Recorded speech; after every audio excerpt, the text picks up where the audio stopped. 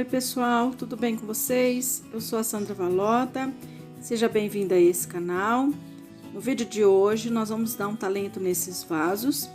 Eles vieram lá da casa da minha comadre e eu vou dar um talento neles, vou plantar uma flor e vou devolver para ela, tá bom? Pessoal, vamos pro vídeo. O primeiro passo aí vai ser lavar esses vasos bem lavado e depois nós vamos fazer uma arte, tá bom? Muito obrigada por vocês estarem aqui e vamos para o vídeo, pessoal.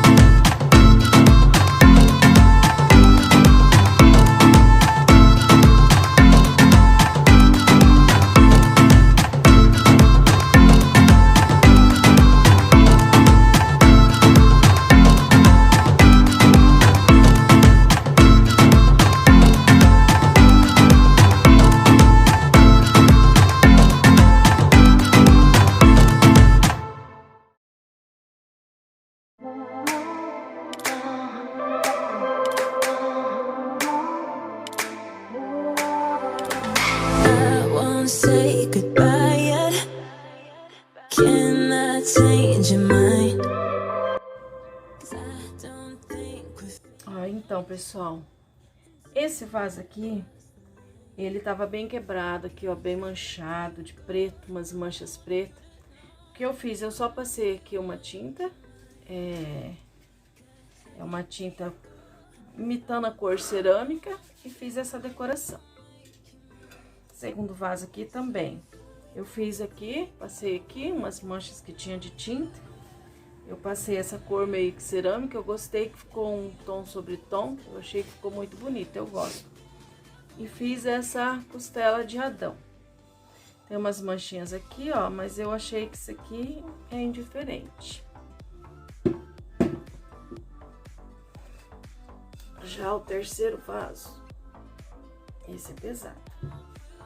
Ó, esse que eu fiz essa flor, fiz essa decoração aqui, fiz essa daqui, eita, fiz essa outra flor. Ai, pessoal, gostei muito desse vaso aqui, de todos eles, mas eu gostei muito, ó, olha como ele ficou lindo. Pessoal, a coisa que eu mais gosto é fazer essas coisas, pegar um vaso que ia pro lixo e dar cara nova para ele, dar vida nova.